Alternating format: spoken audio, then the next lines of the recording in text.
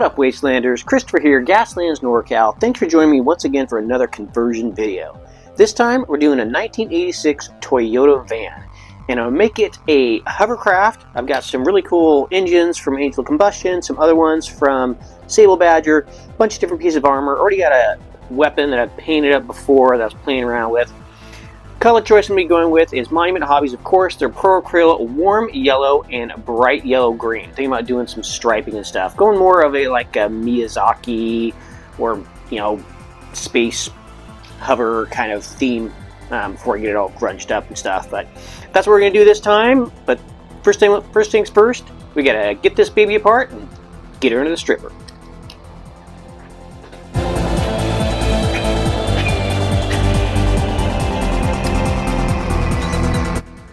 Here we are all primed up in white. I did the white because I really want the yellow and the bright yellow green to kind of pop and show up better. So doing a lighter color for the base always helps that out when you're doing brighter colors. So like I said, we're going to do the warm yellow, Monument Hobbies.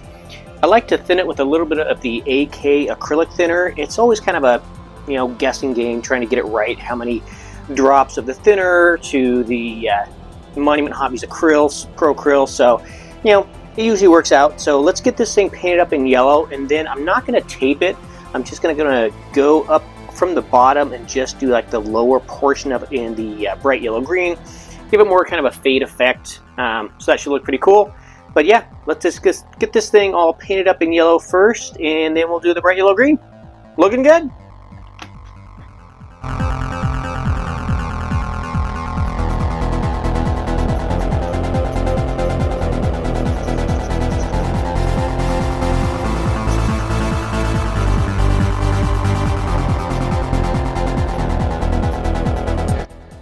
Alright, so the paint's all dried up and everything, and as you can see, I did a little bit darker green on the bottom, just because the bright yellow green wasn't showing up as much. Not sure if it was a mixing issue, or it just didn't come across good enough the way I wanted it to.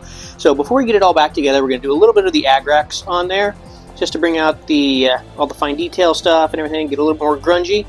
And we'll start gluing back together, and while that dries, we'll get all the engines and the armor and everything painted up and start planning on getting this thing back together. But yeah, looking pretty good so far, so let's grunge it up.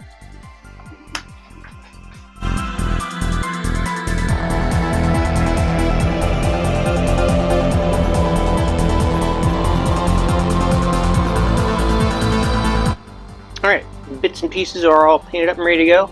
I was going to put this armor kind of like this one on the front with a little slit in it, but looking at the windshield, there's just a lot of real estate there, and I was kind of just begging for some gunshots and cracks and stuff. So I'm going to do that.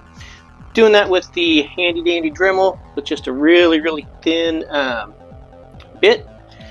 Drill a couple holes in there, and then use a really sharp scratchy thing, and I'm not even sure where I got this from, to scratch out the cracks and stuff. After I do that, I'm going to cover it over with some white and then just wipe it off, and so the white paint will stay in the cracks and stuff. You'll see that as I go along. I'm going to get the armor and everything else on there. Got the engines all painted up and ready to go.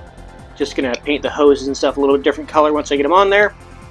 For the base of the body, to cover up some of the wheel wells, just going to use some of this lead tape. When you're working with lead tape or lead anything, it's always a good idea, since it is lead, not to chew on it.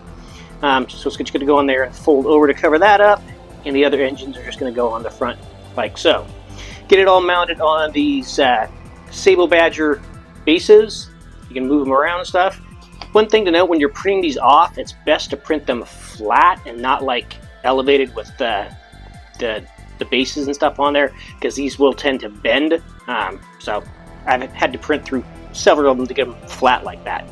So first, let's get some bullet holes and scratches on there and get it all cracked up, and then we'll move on to probably the base armor, and then get the engines and everything on there. So yeah, let's shoot it up.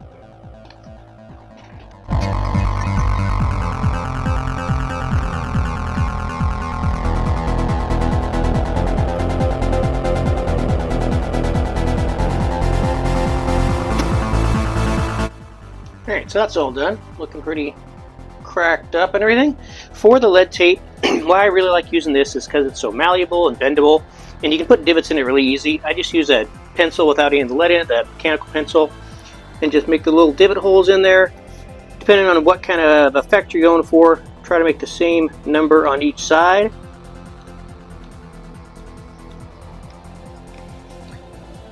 And then you apply it and press it down on there so it all sticks and everything, and you're all good to go. Got the other one already done. Peels off relatively easily. And I want it to cover the back area, just the plastic part. And then it will bend over, and there we go. We got armor. I like to use the eraser and just kind of press on there to get it all stuck on the edges and stuff. And that's it. That is a really quick and easy way to do armor. Do that on the other side, do another one on the top, and then we'll get the engines on there. Alrighty, so with the engines and everything on there and the cracked windshield, to me it's just looking less and less like just Miyazaki and more just kind of maybe an agnostic hover car, hover van.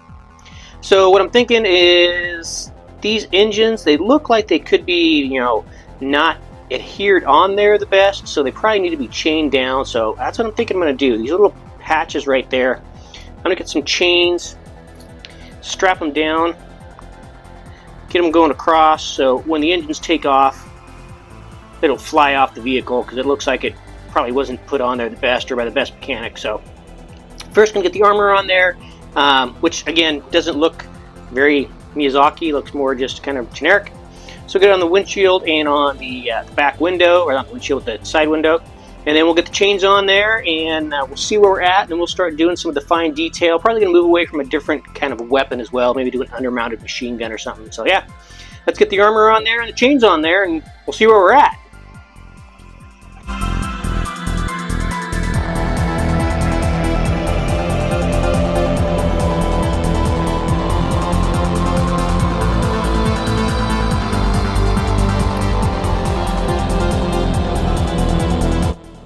Okay, so the chains are on there, looking pretty good. They need to be weathered up. I don't like them all shiny, everything just doesn't go on with the rest of it.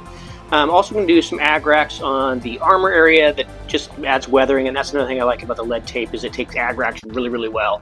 So I'm going to ag-racks those, probably rust up the chains a little bit, add some different coloring to the hose, do the fine details, headlights and taillights and stuff, and touch up the, all the different bits and pieces, and yeah, then we'll see where we're at, add the weapon on there and get it mounted, and then things will be good to go for the wasteland. So let's get some detail going.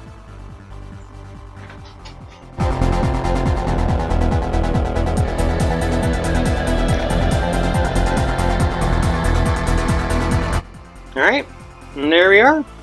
One Toyota van, 1986 version, hover vehicle conversion. I do a lot of these conversions, and sometimes I just want to make sure that I'm putting out content that y'all want to see. So if there's something you want to watch me do, or have me explain more, or a conversion you want me to do, or just a special request, stick it in the comments and I'll see what I can do. If you enjoyed this video, you learned something, do me a favor and hit that like button. My goal is to do weekly videos, whether they're vehicle builds, train builds, whatever. So if that's for you, please hit the sub button below and ring the bell to get notified when new content drops. I do sell all my builds pretty inexpensively on my Etsy page, so if you want to see what else I've done, pick something up, you can even request a custom build. Until next time, keep your foot on the gas and your finger on the trigger. Gaslands NorCal, signing out.